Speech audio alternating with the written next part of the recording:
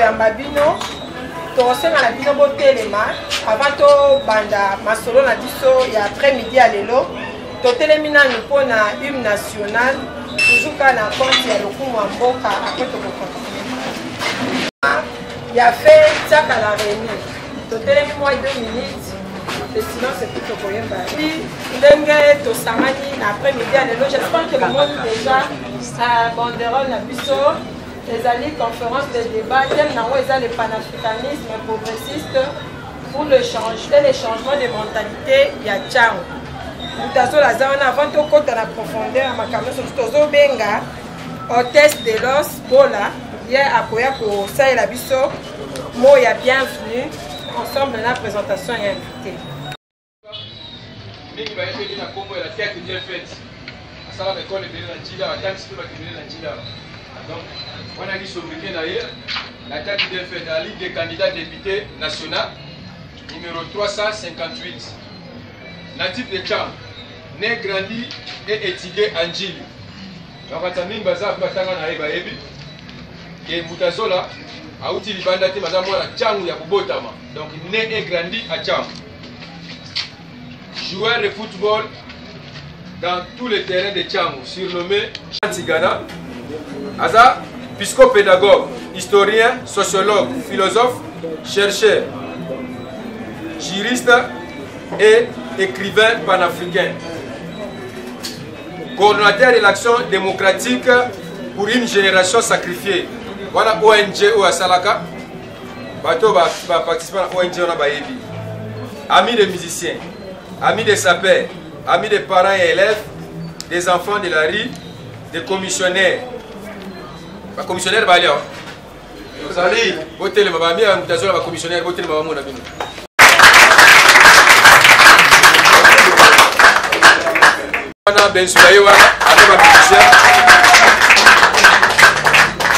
Amis des ambianceurs. Donc, il y a une ambiance. Moi, je suis une ambiance dans les ambiances Moutazola. Ambianceur, vous allez voter les ambianceurs. Bende camarade à Moutazola, bon côté. Ok. Donc, tout va frégata top men, ba yebi, ba couloir Kimbuta, ba ebende, ba tout kufa, ba bois, ba tout, ba za baninga Moutazola. Manager de l'orchestre, Songa Talent. Dans mon ministère Songa Talent, il y a tout télémisaki. Moutazola a un manager, a un produit orchestre wana Songa Talent, mais hélas, l'orchestre wana doit une chance à go, comme à l'ogola ba wengete. Mais il y a quelque chose qui est soutenu par Moutazola. Conseiller de l'association des albinos et handicapés physiques. Donc, les albinos, ils vivent en double handicap. Ils vivent misu et ils vivent poso.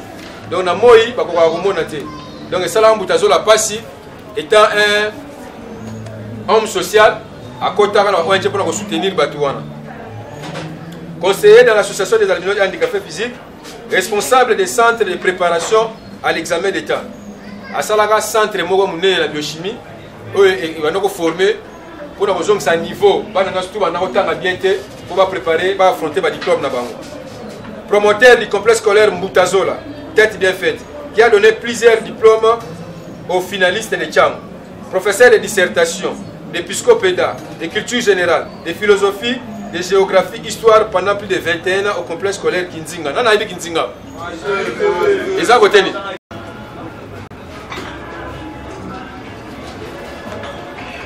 Pendant 21 ans à Tangi Sakuna. Donc il moutou et ça.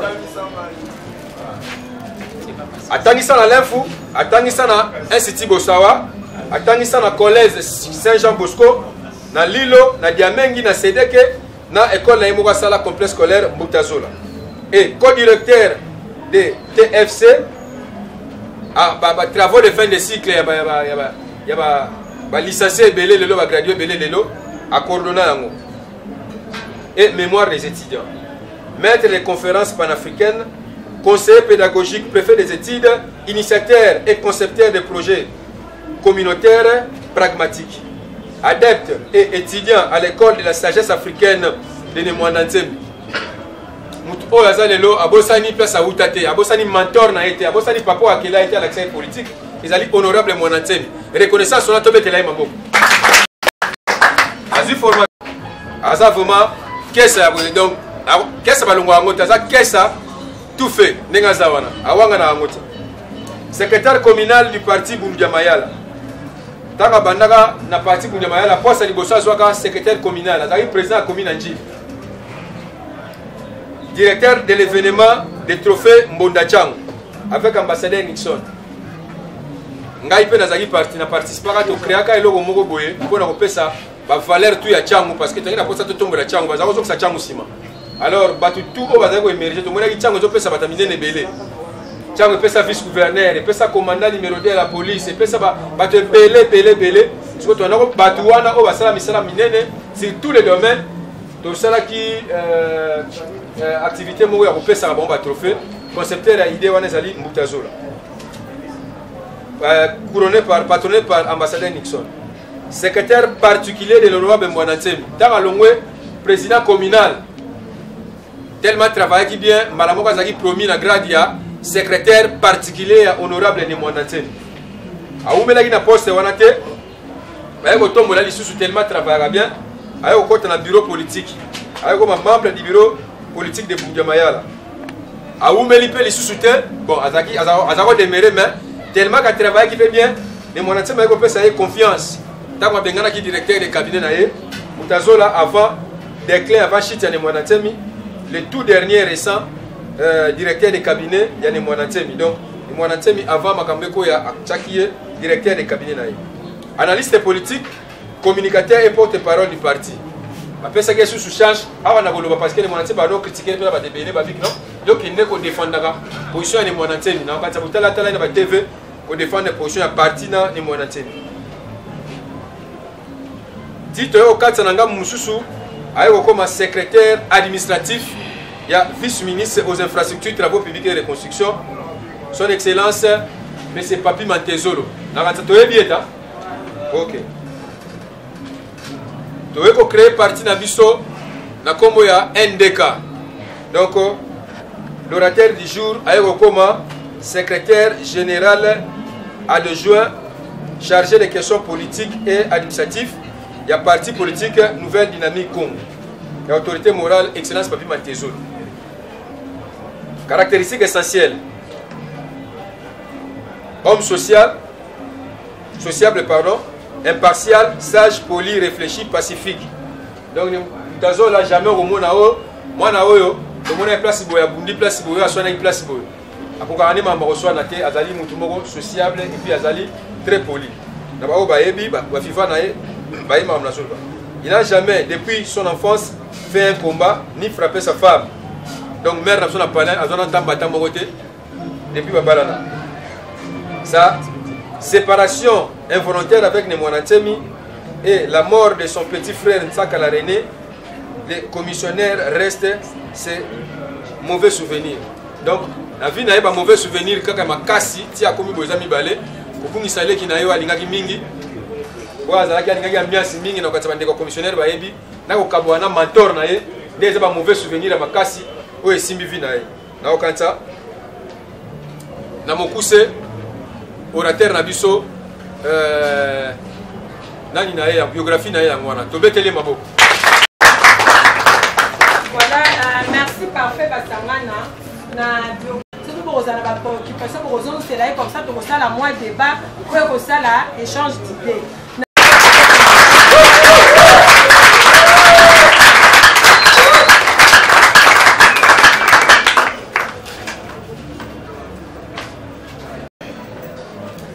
Et je ne peux en aucune façon d'éviter cette intervention sans pourtant rendre un grand hommage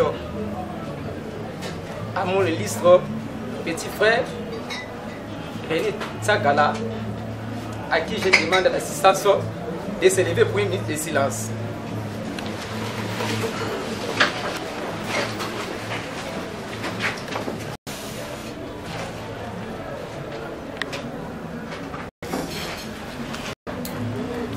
Je ne peux en aucune façon commencer cet exposé sans au préalable présenter mes sincères remerciements quant à votre présence parmi nous, et c'est malgré vos multiples occupations. bateau tout batelemi, nous sommes panafricains, souffrez que nous puissions revaloriser notre langue, nous serons bilingues, on a besoin aussi, n'est-ce pas, trilingue, on a besoin, n'est-ce pas, quadrilingue, c'est-à-dire tokoloba langue lingala, tokoloba français, tokoloba pe Kikongo, tokoloba pe Chiluba, parce que tokoloba pe Kikongo à l'État, pour, n'est-ce pas, une meilleure compréhension. Baninga tout baye na sima, il faut arriver à comprendre qu'il a été prévu, batubaya, moi mouké, mais tellement tu es bani moi mingi, batubaya, en tout cas merci, bakiti ezoya, en tout cas, souffrez aux ananam de moi na bakiti ezoya nango. Notre exposé s'articulera autour de 3 volets. Les thèmes c'est le panafricanisme progressiste et le changement de mentalité en Tchambou. Nous allons devoir traiter notre exposé de manière brève en 3 moments ou 3 parties. La première partie tournera autour de l'explication niée de la définition de ce qu'on attend par le panafricanisme progressiste. Quant à la seconde, elle aura trait, bien entendu, n'est-ce pas, à l'explication de ce qu'on entend par le changement des mentalités en Tchambou. Et en guise de conclusion, on s'attellera à prodiguer quelques conseils à nos amis de Tchambou. Voilà, n'est-ce pas, distingués invités, camarades, amis de la presse, l'ossature de notre exposé. Première partie, quand allons-nous parler panafricanisme progressiste? Panafricanisme progressiste est là qu'ici, nini.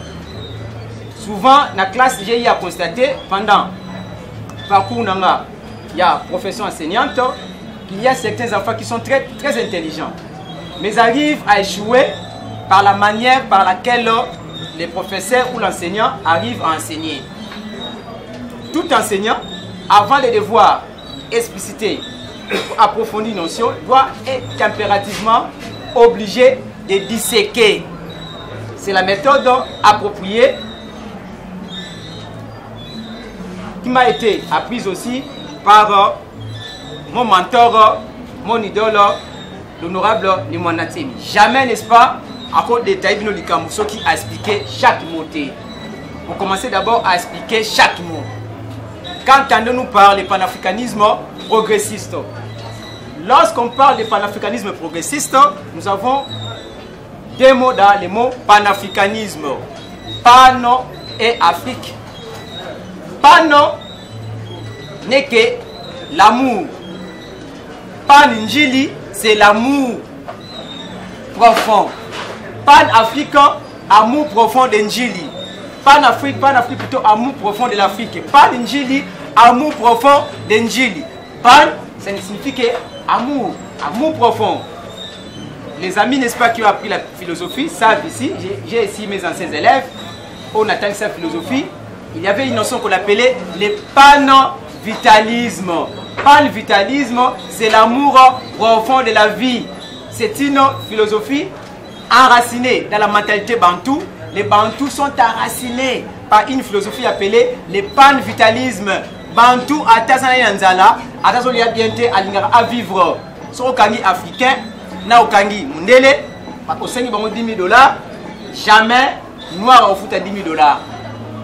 Plutôt jamais mundele au foot à $10 000. Pour exemple, on est belé à quoi multipliango en un éditeur Zumbour, mais Bantou au foot à $10 000. Pour de renailler abima parce que baza enraciné dans la culture, on a des pan-vitalisme, amour profond de la vie. Lorsque on dit panafricanisme, c'est l'amour profond de l'Afrique. C'est-à-dire, vous pouvez mourir pour votre terre. Au cours pour la culture, c'est ce qu'on appelle le panafricanisme. Et cette doctrine, jadis, sur le plan mondial, a été prônée par les grands panafricanistes mondiaux appelés le docteur William Dubois. C'est au niveau des États-Unis que ce monsieur a eu, n'est-ce pas, à prôner le panafricanisme. C'est-à-dire, du point de vue mondial, les pères du panafricanisme, c'est le docteur William Dubois. Et le docteur Kwame Nkrumah, le premier président ghanéen, a eu la chance, n'est-ce pas, de séjourner aux États-Unis. Arrivé là-bas aux États-Unis, il a eu, n'est-ce pas, à fréquenter Kwame Nkrumah et il a été aussi éduqué par Kwame Nkrumah de pouvoir aimer l'Afrique, de pouvoir, n'est-ce pas, mourir pour l'Afrique. Et au retour au Bercail, lorsqu'il est rentré en Afrique, Kwame Nkrumah, à côté de cette idéologie, on a le père africain. D'où, n'est-ce pas, le père du panafricanisme africain, c'est le docteur Kwame Nkrumah, qui est le premier président du Ghana. Et ici, n'est-ce pas, en Afrique, on a eu plusieurs panafricains, plusieurs panafricanistes, dont Haïlé Selassie, dont Oumedienne, dont Julius Nyerere, et Mugabe, et Kadhafi. Ici, n'est-ce pas, notre pays, nous avons aussi Nelson Mandela qui est un grand panafricain, et nous avons notre pays, les Kasavubu, les Lumumba, et n'est-ce pas, le fait Laurent Désiré Kabila qui était un grand panafricain, c'est-à-dire celui qui est enraciné d'un amour profond pour l'Afrique. C'est pour ce qu'on appelle un panafricain, et l'histoire a retenu sur le plan mondial, sur le plan historique, sur le plan religieux, sur le plan astrologique, sur le plan spirituel, un grand panafricaniste, plus que chez Kada Diop, nous avons cité l'honorable Nimwanda Temi, à qui, n'est-ce pas, j'ai dit à tout le monde de pouvoir applaudir pour son sens panafricain. On par le panafricanisme. Le panafricanisme, c'est toute personne qui est enracinée d'un amour profond de sa patrie, d'un amour profond de son continent. On peut aussi avoir un pan-français, c'est lui qui aime la France. Dites pas français, pan français, ligne France là-bas, ça dit pan signifie que amour profond de quelque chose. Pan tel, pan chéri, pan tel chéri, donc soit on ligne chéri notre vous savez pan, on peut comme on a pan Judith, c'est-à-dire amour profond de Judith. Voilà, n'est-ce pas, de manière résumée, ce qu'on attend par le panafricanisme. Nancy Ezokota. Je crois ici, j'ai mes amis enseignants, j'ai aussi mes amis élèves que j'appelais, n'est-ce pas, laver la tête d'un singe, c'est gaspiller du savon, n'est-ce pas? J'espère que je ne gaspille pas du savon, n'est-ce pas, assistance? N'a gaspillé savon, ça va, c'est ce qu'on attend par le pan-africanisme, cet amour profond de l'Afrique. Maintenant, revenons, n'est-ce pas, à la deuxième thématique de notre sujet, c'est ce qu'on attend par les changements de mentalité à Tchangou. Qu'est-ce qu'on attend par changement de mentalité? Changement de mentalité, c'est un terme, Tchangou c'est un terme. Aujourd'hui, n'est-ce pas, je vous dirais la mystique du mot Tchangou. Parce que tu vas dire quand Tchangou, il y a une mystique à Tchangou. Nous, n'est-ce pas, nous avons l'Afrique centrale dans notre poche. Changement de mentalité. Dieu Tout-Puissant ne change pas un pays si les habitants de ces pays ne changent pas leur mentalité. Tant que les humains ne changeront pas leur mentalité, Dieu Tout-Puissant ne peut en aucune façon aussi arriver à changer la planète Terre. Aussi, le monde est régi par les principes d'inertie. Les principes d'inertie supposent qu'on ne peut en aucune façon faire progresser un objet sans, n'est-ce pas, engager une force. Les principes d'inertie, tout objet resterait au repos si on n'applique pas une force. Tout objet resterait éternellement au repos tant qu'on n'applique pas une force, une énergie. Cet objet resterait au repos. Cette bouteille, tant qu'il n'y aura pas une force physique, une force surnaturelle, une force naturelle, Moulangi Oyo Zanonga Wana. Moulangi Oyo Ekolongwate. Avant que cette bouteille puisse se déplacer, il faut une force. Il faut, n'est-ce pas, une poussée. Il faut pas tinikango. Micro Oyo Kozala pendant 100 ans sans bouger. C'est le principe d'inertie. Tout objet resterait au repos si on n'applique pas une force. Avant que l'objet puisse se déplacer, il faut une force surnaturelle, on peut payer, et ou une force physique de l'homme. C'est la raison pour laquelle, n'est-ce pas, je dis, c'est ce principe d'inertie qui a toujours caractérisé le monde des ignorants. C'est ce principe d'inertie qui a toujours caractérisé le monde des pays sous-développés. Ils n'ont jamais poussé, ils n'ont jamais, n'est-ce pas, appliqué une force. C'est ça qu'on attend par les changements. Maintenant, les changements de mentalité, en fait, c'est quoi? Le changement de mentalité, c'est une révolution mentale. Tout homme qui n'arrive pas à changer la mentalité, il ne saura jamais changer son environnement. Il y a un adage, une sagesse africaine qui dit ceci: lorsque l'homme change son mental, il est capable d'apporter les modifications, les changements dans son environnement. Si nous changeons notre mentalité, si nous changeons notre façon de voir les choses, on peut facilement aussi arriver à améliorer notre environnement. Lorsque les habitants de Ntchangou arriveront, n'est-ce pas, à changer leur mentalité, ils apporteront également les changements dans leur environnement, dans leur société, dans leur maison.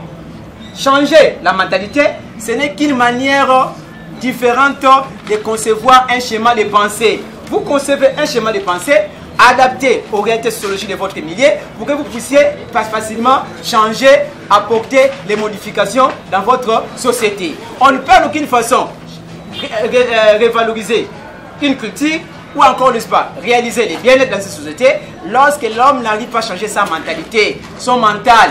Le Congo démocratique serait Congo démocratique à son stade actuel si seulement si les Congolais ne changeront pas les mentalités. Sur le plan humain, je vous donne un exemple concret. Dieu Tout-Puissant à Sala Mboka, à Sala Kisenso, dans New York de la même manière. Kisenso dans New York, Basalango Ndenemoko. Mais les Américains étant sages, ils ont changé leur mentalité. En changeant leur mentalité, les Américains ont réalisé les mieux-être américains. Bah, changer le visage à New York. À tel enseigne que sur Tali New York, au moins neti, basalango ndengona non, qui sent dans New York à l'état naturel, basalango ndengemoko, mabulu na mabulu, babazamba ndengemoko. Mais lorsque maintenant vous revenez, vous venez ici à Kisento, vous allez comprendre que awa, maintenant changé mentalité. On change la mentalité de l'homme. Lorsque l'homme arrivera à changer la mentalité, il pourrait facilement aussi apporter des modifications dans son environnement. Sans changement de mentalité, l'homme ne peut en aucune façon améliorer son vécu quotidien. Moi, la maille, si je change ma canisse, si je change boule, mal propre. Si je change ma canisse, je développe domino kaka.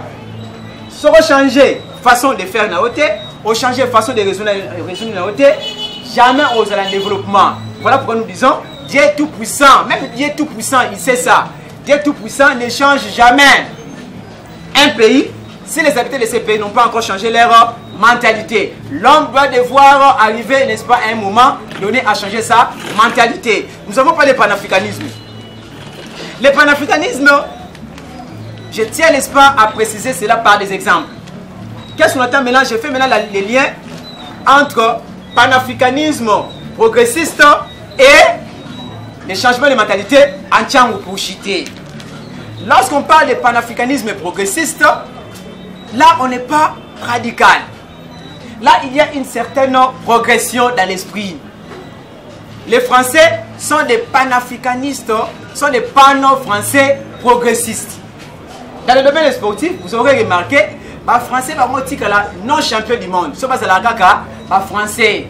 Mais ils ont dit, nous avons des talents, nous avons les moyens, nous avons des entraîneurs. Mais nous n'avons pas de talent. Vaut mieux autant chercher à pouvoir incorporer dans les talents français l'apport africain, l'apport antillais. Et le France, par contre, c'est Thierry Henry, par contre, c'est Zidane, par contre, c'est Matuidi. Et le France est commis 2 fois champion du monde. C'est ce qu'on appelle les panafricanismes, les pan-français progressistes.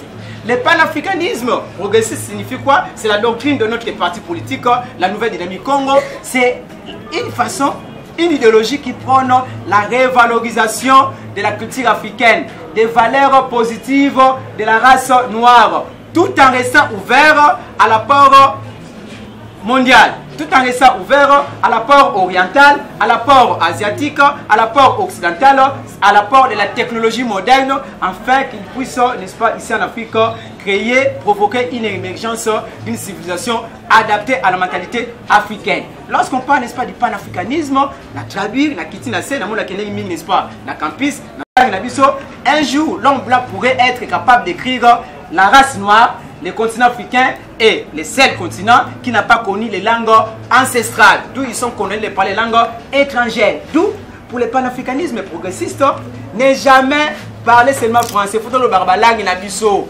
Ce n'est pas l'esprit, ce n'est pas les langues africaines qui sont pauvres, c'est l'esprit de l'homme noir qui est pauvre pour pouvoir inventer les termes nouveaux. Napoto, ventilateur, ils ont raté. Eh bien, c'est du ventilateur. Maman, ils ont fait son pépé. Ils ont fait son combo ventilateur. De la même manière aussi, Bissopé Awa, c'est la ventilateur. Tu fais son combo qui pépé mouki. Parce que ça fait ça, mou pépé. Vous avez là. Tu fais son combo pourquoi? Parce que faut créer un combo. Puis tu crées un combo, au moins la langue est riche et aussi parler français n'est pas synonyme d'être intelligent. Pour le français, c'est synonyme d'intelligence. Parce que il y a un exemple concret. Lorsque j'ai dit je pars à Paris. Je pars à Paris, capitale de la Belgique. Beaucoup de tonalité. Je pars à Paris, capitale de la Belgique. N'est-ce pas? Tout le monde n'a que Paris, capitale de la France. Na le bilingala, na français, mutama ele na. Pas le bilingala. Mais il y a une tonalité. Je pars à Paris, capitale de la Belgique. Asa danse, mais là zoba. Donc le français c'est nango, aélité. Stop pour naka, tout le baba langue na biso.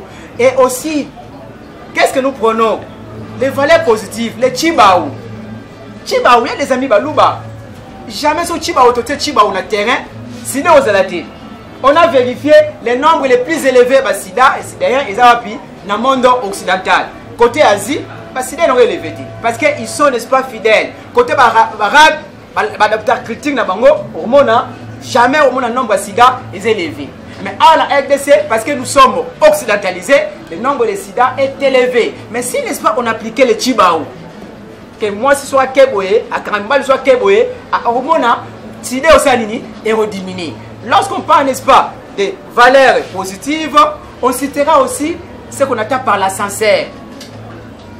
La fois passée, je suis membre du cabinet avec mon collègue Bassangana. Pas tout le monde a ministre Kangamina en sincère. Et c'était des heures du temps, il faut pas bien les Chinois. À Kangamina sincère, mais les Chinois peuvent pas ça. En sincère, on a Kodango. Avant que nous ayons fait Bangobaya, Tibaye, pièce ya Bango. Nous avons fait la pointe à la biso, to Kodango, to comment on a dit Congo, to comment on a lingala. Ce qui n'a pas tout qu'on a fait Mutaliango, faut attendre, aïe-kola, obligé de kola, langue na biso. Et des heures du temps, ministre Obima, et les gens maintenant commencent à rire, ils commencent maintenant à me donner raison. Ngala yebi, ya yebi. Na matara sincérité, parce que je suis un panafricain progressiste. Comme matara sincère, c'est bien. Mais elle peut matara na yo étage. Plus on matara étage, on s'anini, on se la paix physique, n'est-ce pas? De la même manière aussi, bon on a ban côté on a ban quitté. Moi la joue sur kufa na palin. OK, on a ban connexion. OK, on a ban ville morte. Faut savoir toujours là le Kobe Moroboye, moi qui sangala, c'est ce qu'on appelle le panafricanisme progressiste. Koboya mundelete, Koboya pe noirité, toujours les valeurs positives de l'homme noir pour que vous puissiez arriver un jour, n'est-ce pas, à évoluer. Voilà brièvement résumé les exemples concrets, n'est-ce pas, de ce qu'on attend par le panafricanisme progressiste.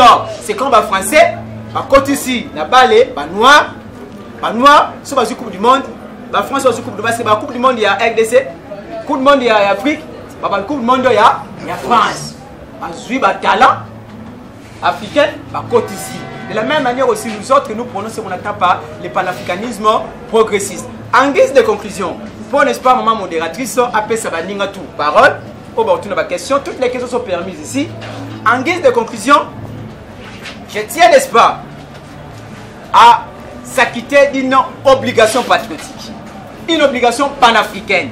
Quelle est cette obligation? Celle de pouvoir vous prodiguer des sages conseils. Quels sont ces conseils? Aux amis de Ntchangou, il faut vous prendre en charge. C'est le premier conseil.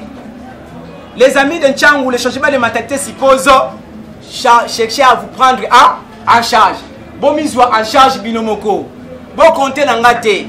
Bon compter dans ministre tente. Bon compter dans Matezolote. Bon compter dans Kabila te. Bon compter dans Tshisekedi te. Bon compter dans Kamere te. Comptez sur vous-même, ce qu'on appelle changement de mentalité. Laurent Désiré Kabila disait, il faut vous prendre en charge.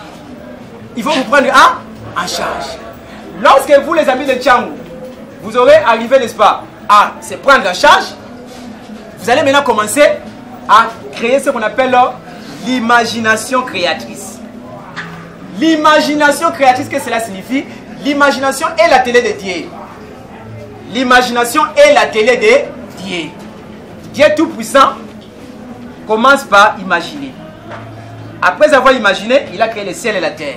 De la même manière aussi, tous les savants sur cette terre qui ont pu créer ont fait usage de l'imagination créatrice. Imagina, boula. Imagination, c'est-à-dire, savant fait pas à mon nyoka, pas nyoka, pas à salatrain. L'imagination créatrice. Savant fait pas à mon indeke, pas à salavion. Savant fait pas à mon ingando, pas à tandengando zone nanjinamai, pas à salibatou. L'imagination créatrice. L'imagination est la télé dédiée. Aux amis de Ntchangou, faites usage de votre imagination créatrice pour vous concevoir un projet de développement pragmatique, adapté au milieu de Ntchangou. Ne jamais compter sur les autres. On va nous pas au résumé qu'à partir d'aujourd'hui, il faut tout ça, le projet tel. Projet au Lorota, dans ma titi, nakati ya balabala. Au sein de moi, ça l'ébrité na yo. Na marque na yo. Biso to na biso. Projet tout avec Simba Fombong. Au commis moi projet na yo. Au tindi biso ba oyo. Ah, tala na tout ça moi célébrité populaire mon. Célébrité mon na quartier 1. Célébrité mon na Mokali. Célébrité mon na Ntsele. Lorsque vous faites cette célébrité, ce projet de développement, vous aurez maintenant arrivé facilement à créer, à imaginer. Et cette imagination vous permettra de créer un boulot. Pas la maïpe, azuba boulot. Célébrité na kati ya balabala, ba mabele ba luka pasa ko matiti. On créer célébrité na yo, on créer une entreprise na yo, chaque semaine, ba na pe bazo reçoit matiti, ba futa 1000 francs, 1000 francs, 1000 francs, 1000 francs, yo pe n'est-ce pas au foot pour travailler na yo, malamoko pour créer boulot. Imagination créatrice. Donc créer ba boulot, ne jamais compter sur les autres. Comptons plus sur soi-même, sur nous-mêmes. Parce que les Bakongo disent tiako tiako kiangani. Parce que bientôt, bien entendu, vous allez avoir devant vous plusieurs défilés. Des gens qu'on appelle, n'est-ce pas, des candidats députés nationaux, des candidats députés provinciaux. Baroya awa. Barosenga bino bavoa. Barosana bango bandeki. Aye papa akenai. Biso ba oyo toza awa. So c'est des projets de développement là yo. Au monde en balamoko. Ah, je faisais rire, n'est-ce pas, un élève ici, ma foute, mais c'est ma foute est là. Ma foute à élève là, n'est-ce pas? Ah, batola baye bimboutazo là bien. Aya ko senga boulot na cabinet. Na ici lemba bana 5 ministres. Donc lemba bana 5 grandes personnalités. Je vais te dire lemba là papa basanga tout moni et quoi que abeta dame naï. Na kata baba, abeta dame naï. Lemba bana combien de ministres? 5 grandes personnalités. Au ben mina ko yakuna, au mona ba kangude ba yakuna, au mona ba nanyo ba Brinochi ba baza kuna. Soki na primature au mona plus de 40 conseillers. Ba uti wapi? Lemba. Faut ba lingi. Ba lingi. Tu vois pas il y a pas mécontent, na ba jouisseur. Si on a le pouvoir, nous sommes des jouisseurs. Si on a la opposition, nous ne sommes pas des opposants, ce sont des mécontents. Na lemba, s'ils ont 4 ministres, 5 ministres, parce que la lemba balingi politique. Changement matériel dans le Tchangwana. Boarding politique, il ne faut plus faire la politique passive. Celle de pouvoir applaudir. Ah, Kabila, dansez. Chadagi, dansez. Tshisekedi, dansez. Kamere, non. Politique active, ça dit côté na carte politique.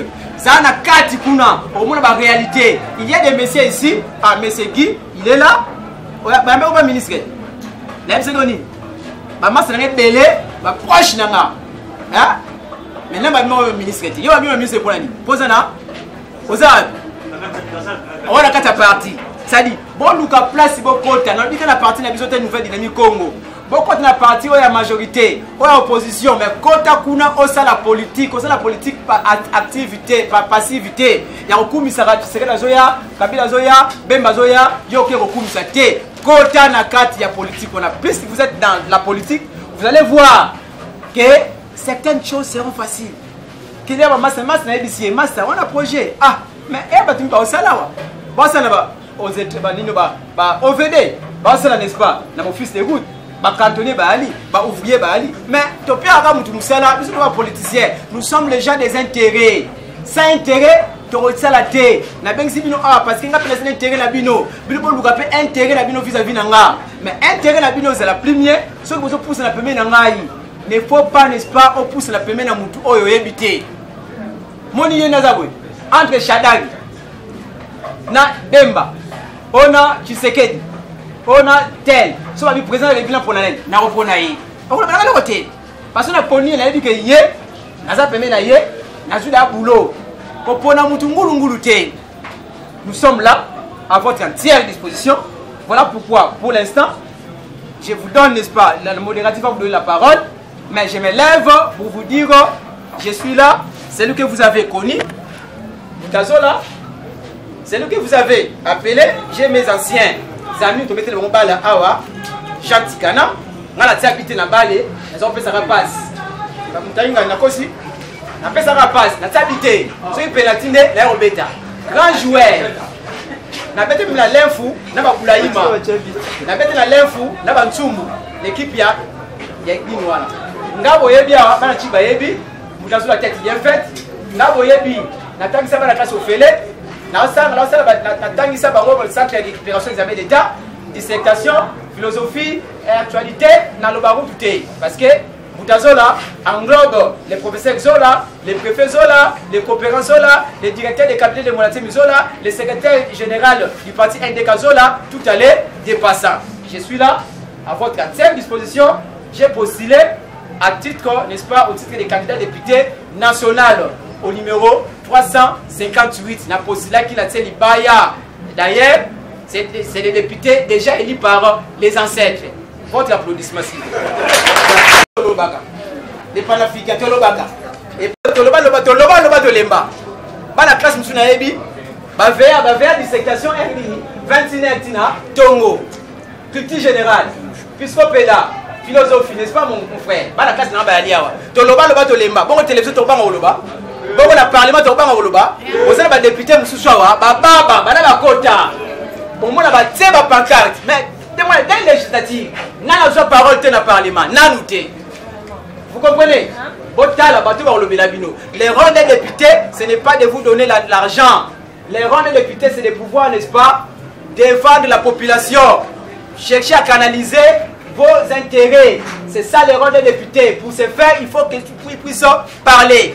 Il y a un adage, n'est-ce pas, on nous a enseigné. Kababa Poli, Zondi. Maya Kababa Poli, Zondi. Politicien Azababate. Politicien Moutou Oyo, Alobaka. Ah, on a un changu, botang et la moutou a la parole, kuna lobby. Vous comprenez? Bazou 10 ans, 5 ans, Alobakate. Puis on va Oyo, Daout Loba, Naïbou Douté. Nena on a rôle, on a repéré na Tina Tongo.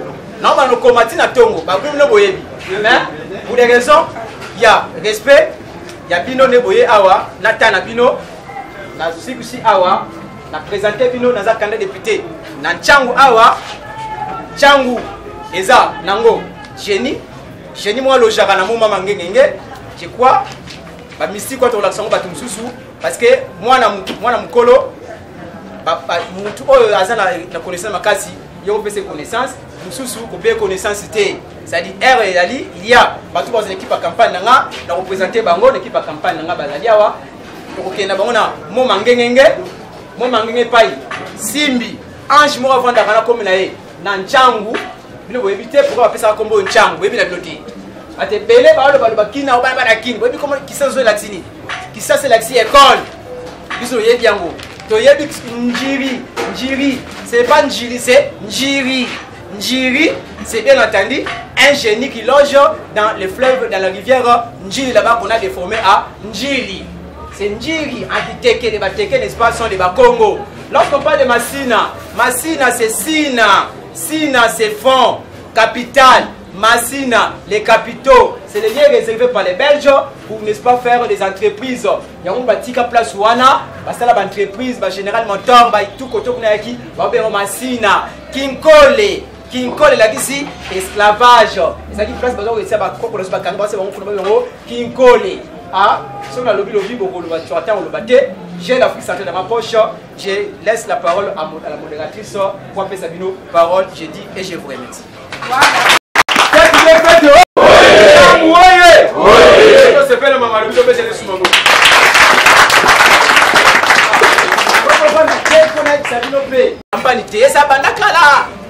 Mama Kendara Dubai a zonga manaye, ateka na liberté, aya muta mokali, ata muta puma, ata muta kinkole, ye wana l'espoir comme na mama Doudou, ye wa télé.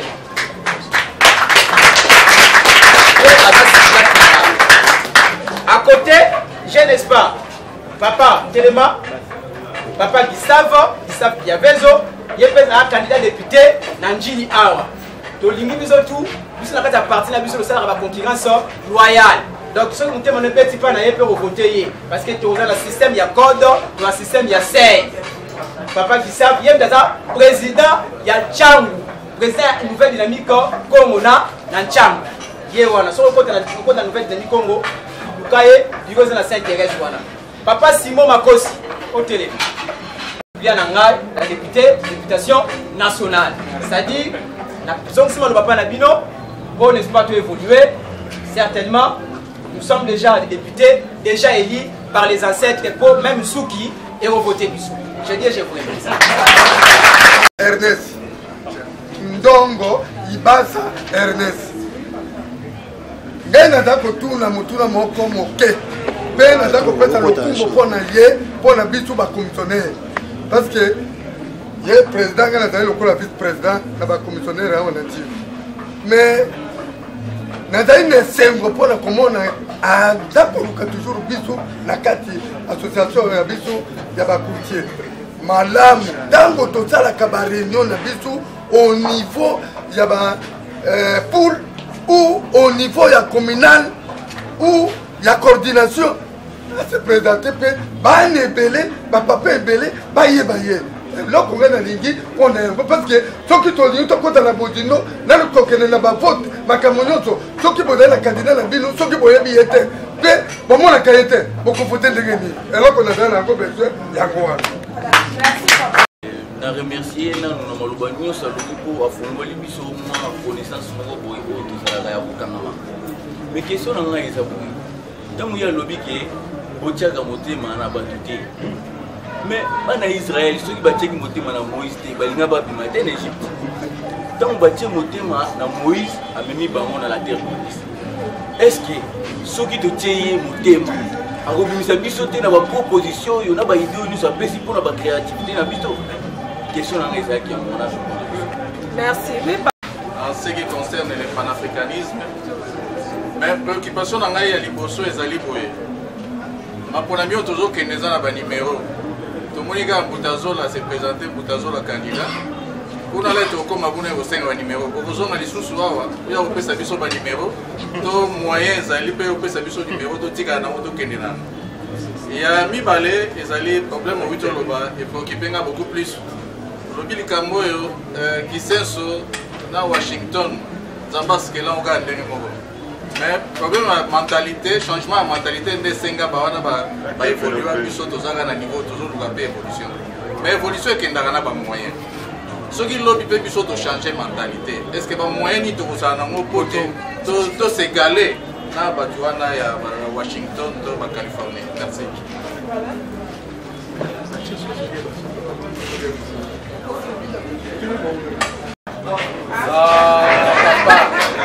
Bala abenga biso to panafricain njonzi ofeli koloba yango déjà na bandina na pourquoi parce que na sepe na ndeko wana apesi n'est-ce pas question na Kikongo to sepe la peine de komso apesa question na Kiluba apesa question na Swahili parce que biso to panafricain parti na biso na Kasai balobaka Kiluba na Congo central bapesa ba réunion na Kikongo na Équateur pour partir implanté dans Équateur tu vas bakanda kuna balobaka na Lingala et na est kuna balobaka na Swahili et ça exemple wana er bana balobaka Kikongo baseki mais ça balobaka la français au CP mais c'est la colonisation mon frère elle dit niaou amoni n'est-ce pas masana ya aloba ou niaou alo CP la té niaou so amoni muninga na zoloba ou niaou ba o libomate comprenez? Donc, on a banni de moi. Donc, le programme est établi.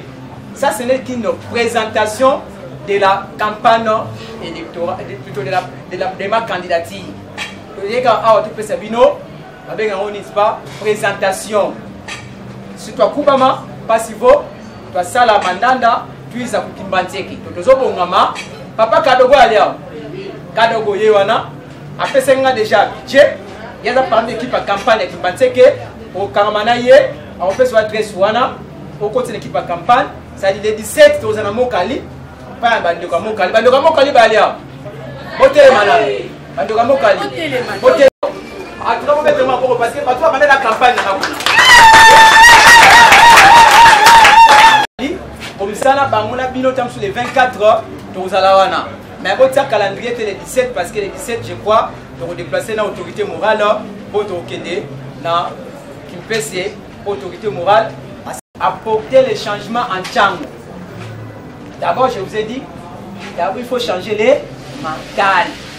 Si vous avez changé la mentalité, l'homme est capable de changer son environnement, de modifier sa société. Si, n'est-ce pas, vous arrivez un jour à concevoir un schéma de pensée pour votre vie, c'est déjà un changement. Lorsque vous concevez ce schéma de pensée, ça vous permettra maintenant de chercher les moyens. Les moyens d'action. Lorsque vous aurez les moyens d'action, vous cherchez des capitaux humains. Notre projet de société, c'est seulement investir dans l'homme. Sans Moutou, Moutou Azate. Il ne faut jamais compter sur la majorité. Ne comptez jamais sur l'opposition. Ne comptez jamais sur la société civile. Comptez sur les politiciens qui arrivent à réaliser les mieux-être sociaux. On peut prendre un cas exemplatif. Vous connaissez le Premier ministre Matata Mponyo, n'est-ce pas? Matata Mponyo a un Premier ministre. Tout en étant membre de la majorité, est-ce que ça le développement est là?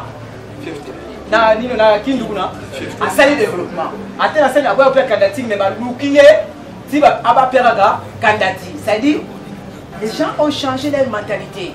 En changeant les mentalités, vous allez facilement arriver, n'est-ce pas, à changer votre environnement. Nous, on dit, n'est-ce pas, dans le jargon, la sagesse africaine dit, n'est-ce pas, nous faisons un bando qui vote Kalawa. Place bas succès bas ali, n'ingama master na yo salini, azala. Quand ce moment liayo, voilà master na ngai. C'est sans concevoir un projet de développement na yo. Les stratégies qui seront mises en place pour les habitants de Tchango. Actuellement, ça serait difficile que je puisse vous étaler ça. Mais puisque vous serez parmi les membres de l'équipe de la campagne, nous allons devoir tracer ces stratégies, vous et moi. Mamile Moussou Yanchango, Mokali, Bibwa, Ral, Febois. On ne peut pas concevoir un projet de développement si on ne connaît pas les réalités du milieu. Donc concevoir un projet, je crois que Luku Balia, chef Koutima Luku Balia, chef Koutima Luku, dans un comité, après ça, on a déjà projet. Donc, il y a un forage. Un forage, on les a pour les besoins électoraux. Il a raté pour la période électorale. Mais ce sera, n'est-ce pas, des forages qui a libéré la libéré là. Ce n'est pas le gouvernement, ni le gouvernement, ni, n'est-ce pas, le bourgmestre, mais c'est une équipe qui a conçu un projet. Il nous a cherché, on a cherché des moyens, des partenaires, donc les Kuna, pour la Bilili, pour l'équipe à campagne, pour ça là-bas, forage. Donc si vous êtes dans l'équipe de la campagne, je vais vous appeler pour que nous puissions se retrouver dans un cadre restreint. La stratégie, mettre en place des stratégies pour le développement des Tchang. Mais la grande stratégie, c'est laquelle? Le changement de mentalité. Changement de mentalité, compter sur soi-même. Et aussi, j'abonde directement, conseil à Moïse. Moïse, c'est un monsieur, pour votre connaissance, qui avait étudié chez nous en Égypte. Tout Tangisa Moïse. D'accord, on a besoin qu'en Égypte, Tangisa Moïse. Et Tangisa Moïse, Moïse a joué court. Dès Tangisa Moïse, Tangisa Pythagore, Tangisa même, n'est-ce pas, le grand maître Jésus a fait ses études en Égypte. Moïse et Pythagore ont même échoué en Égypte. Moïse est atteint en Égypte, a eu connaissance, voilà. À Israël, a eu une connaissance en Égypte. C'est la décentralisation.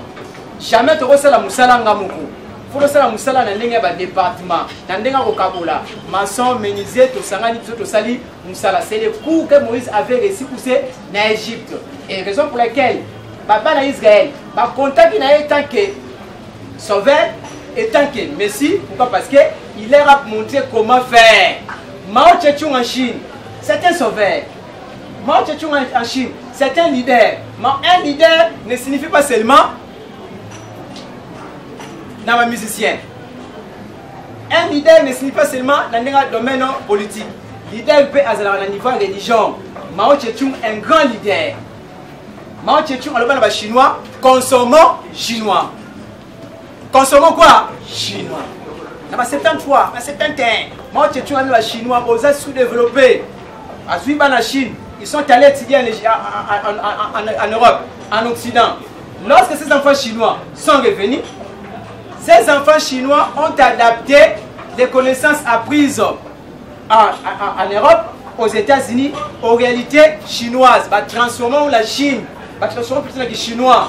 Et aujourd'hui, la Chine est parmi les pays les plus développés. Pourquoi? Parce que Tangi na Libanda, une connaissance c'est ça qu'on appelle les Mao Tse-tung. Contexte de Mao Tse-tung, si base non pas à mais si base seulement des idées. Tel qu'actuellement en Tchangou, comptez sur mes idées. Avec mes idées, Tchangou, n'est-ce pas, aura un développement. Tout ça pourquoi? Parce que ceux qui doivent mettre tout en commun, d'accord. C'est vraiment, n'est-ce pas, des changements de mentalité. Papa commissionnaire, d'abord, j'ai beaucoup de respect à vous. Je vous considère comme, n'est-ce pas, mes mentors. Et dès que je vois un commissionnaire, j'ai toujours, n'est-ce pas, un mauvais souvenir. Cette dame-là, maman, on a vendu awa. De quoi vendu awa? Ce qui, ça, mon fils, mon frère, Yem Tamwazala, Cyprien Namai.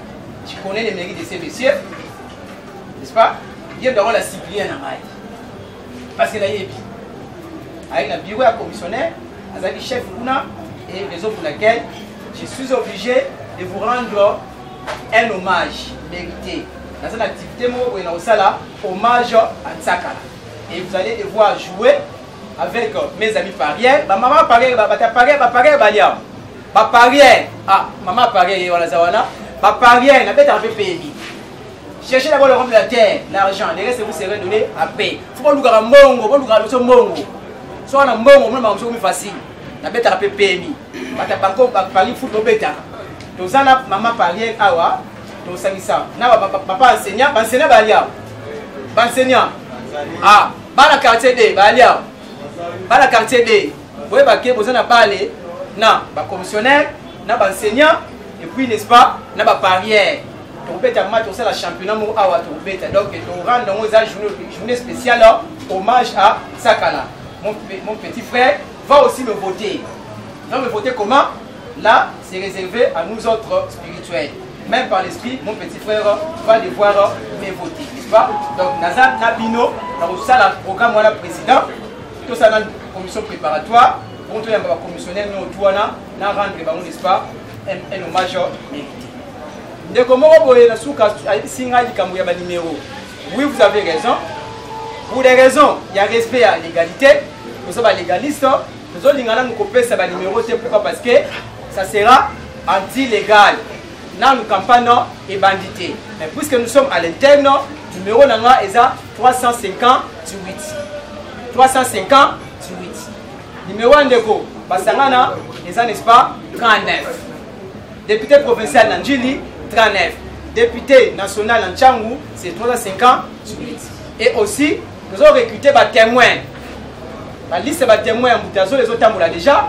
Papa Kimbateke, vous avez la liste des témoins. La liste des témoins, la liste des témoins sur Mokali. Et je vais devoir incorporer dans mon équipe de campagne plusieurs têtes pensantes, les leaders. Dans la liste de mon la liste des leaders de Tchangou pour la campagne de Moutazola et parfait Basangana. Dans la leader, voilà, il y a un leader, papa, il y a un musicien. Dans le cadre, au fait, nous qu'est-ce que dans le gouvernement estimé, on a tout ça une grande activité, concert aux Alawa, na hommage à Tsakala, na ba témoins pour présenter voilà. Et on aura aussi une formation des témoins. Et on vous a autorisé ça binopé qu'est-ce qu'on attend par celle parce que baninga msuba retourna biso regroupement politique no nini. Ba retourna bino boza côté nini. Donc il y a la source ma lobapa ya modératrice qu'on a deuxième série de questions. Voilà, vous allez comprendre. Qui suis-je? Qui est Mugazola? Parce que par rapport à la classe Baliawa, Bayebi. Massa Baliawa, Bayebi. Vous promettre ne pas réaliser cela, c'est la synonyme, n'est-ce pas, de la démagogie. Et tout politicien démagogue n'a pas le droit de citer Antchangu. Pour l'assurance, oh, n'est-ce pas, Naropé Sabino, c'est celle plutôt de vous dire, de vous prendre en charge. C'est ça l'assurance. De vous prendre en charge, qu'est-ce que cela signifie? Grâce, n'est-ce pas, à l'idée que je viens de développer ici, le changement de mentalité en Antchangu. Lorsque l'homme change son mental, il est capable d'apporter des modifications à sa structure, à sa société, à son environnement. Pour le moment, mes frères et sœurs, il y a ce qu'on attend par l'exécutif, ce qu'on attend par les législateurs et ce qu'on attend par les judiciaires. L'exécutif, c'est un gouvernement provincial, gouvernement communal, gouvernement national. Aza na rôle kaka ya ko exécuter ya ko sala, n'est-ce pas, pour peuple amona malamu. Et moi poste dans zone du Canada comme ma place voilà, et ça poste le plus important parce que n'est-ce pas, un législateur. Quand on sait la mibeko et mutu sala la mibeko, on sait la loi, ceux qui ont vendu la loi modé, ceux qui ont suivi la loi modé et on sait la matière. Lorsque les gens disent, même le président de la République a dit qu'il n'a pas de bons collaborateurs, là moi j'ai toujours dit c'est faux. Parce que nous, n'est-ce pas, notre jargon africain, la sagesse africaine dit, les chefs c'est les premiers esclaves. Les chefs viennent à temps. Les chefs viennent à temps. Les chefs c'est les premiers esclaves. J'ai été conseiller pédagogique, préfet, promoteur, par la classe Bayebi, dans tout la Kitigo. Les chefs viennent être toujours les esclaves. Cela signifie, lorsque vous arrivez à édicter des lois, lorsque vous arrivez à voter des lois, il faut que la loi et comment se transformer en exécution. Mais lorsque vous votez une loi, pas exécutif, que loi qu'il faut développer telle convention en Antchangu, telle infrastructure routière en Antchangu, ou une école en Antchangu, ou un dispensaire, un terrain, construire des logements en Antchangu, ce que vous votez loi. Lorsque vous ne suivez pas ces lois, lorsque vous ne savez pas les effets de cette loi, là vous êtes démissionnaire. Maintenant mon rôle consisterait à faire quoi? Après avoir voté des lois qui concerneraient Antchangu, je suis contraint de devenir comme l'esclave pour la suivi, pour la réalisation de cette loi. Voilà mon rôle. Mon rôle ne signifierait pas que il y a en Antchangu, na ça l'exécution là. Mais j'ai un grand rôle. Lorsque une loi est votée en faveur des habitants de Njili, Massina, Kimbata et Kinkole, je suis obligé de m'investir comme un esclave pour la exécution ya Douawana. Sans de façon pour résumer, réponse de sa maman a dit, réponse de la personne de voir l'assurance. L'assurance, question de changer vos mentalités. Lorsque nous changeons nos mentalités, nous nous permettre que plus souvent en Antchangu, que vos côtés, jamais un député, à cause d'un bureau en dehors de la circonscription, un vrai député doit avoir son bureau dans la circonscription électorale. Un vrai député faut azalana bureau presque dans la commune autour de la circonscription électorale de manière à ce que par exemple la préoccupation na bango la préoccupation et ça raté aya kana vacances parlementaires les lieux d'habitation porte de paix aux natifs en Antchangu au kola awa ou ba réalité awa en Antchangu papa c'est tout bien et maintenant vous devez être, n'est-ce pas, un interlocuteur valable vis-à-vis de vos amis, n'est-ce pas, de Antchangu. Pourquoi? Parce que si vous avez un bango et aussi maté pour des raisons peut-être, n'est-ce pas, il y a sécurité dans la puissance Oyo, et ce qu'on a connu, ils ont fait cette leçon, il y a un temps où on a l'angili, et on a oyété, vous pensez que vous oyété, mais pour le moment, je vous dis, vous me faites confiance, je suis votre homme, on a pour des raisons sécuritaires, la masse de l'ami Bali Awa, il y a des cas, Bali Awa, Badawayebi, on devait d'abord expliquer une situation, donc on est déjà à l'aise.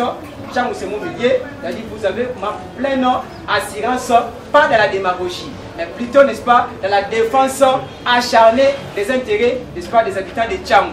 Et mon assurance, l'assurance la plus souhaitable aussi, la plus complète, pour te la passer dans là, c'est que moi j'ai fait ici en Antchangu. Ah, je reviens directement à la question, à la préoccupation de mon chef.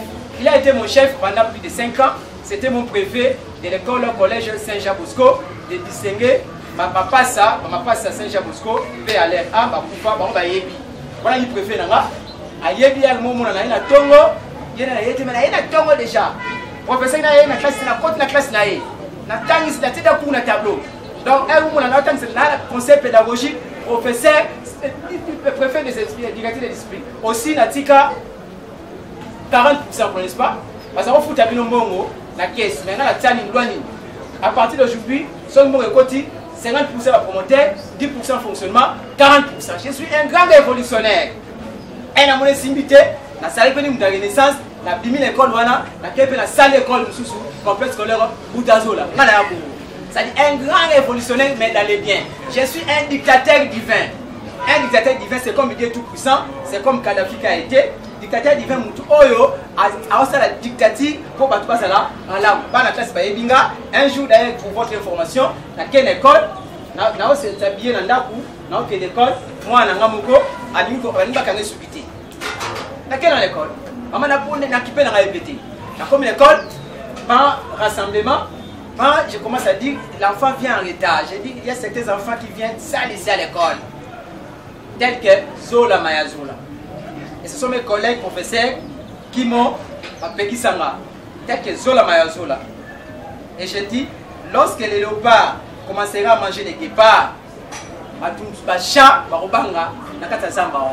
et j'ai pris mon enfant, na kangai awa, na buakaye, na zui bagot nae, na buakambo. Parce que d'abord il faut commencer à discipliner Batnomobo. Et l'école comme qui, bon, oh bah binga ba yebi. Comprenez? Ba makafunia na balia, ba na makafunia balia. Na benga mi ba na classe, ba makafunia. Na benga mon n'est-ce pas? Ba nzaki tout. Na benga mon laver la tête de Saint-Jean, c'est gaspiller 10 savons. Ba yebi na bango. Donc mon collègue préfet a yebi singa préoccupation na nga pas enseignant. Pour preuve, étudiant moi za awa protocole. Papier ça. Quantité Yebarake, comme on a eu les athées, tant sur Sangola qui 2 fois, tant sur 3 fois, tant sur Pesséné Bosani, Poba, Babandele Yango. Prochainement, nous allons expliciter les problèmes des fonds. Problème des fonds, il y a un regroupement politique Nabiso, les Anini.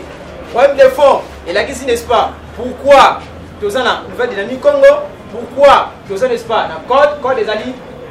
Coalition des démocrates et un regroupement politique actuellement, on ne peut pas arriver à gagner les élections saines. Il faut toujours tout poser un regroupement politique. Le regroupement politique national au code, nous avons représenté géographiquement, politiquement, na excellence Papima Tezolo, Azana Ouest, nous avons Jean-Lycée Mboussa, Azana pas Bangala Kuna, nous avons excellence Basile, Yazana Centre, nous avons Katebe Katoto, grand frère Moïse, Azana Katanga, et puis nous avons Pitakura, Azana Est.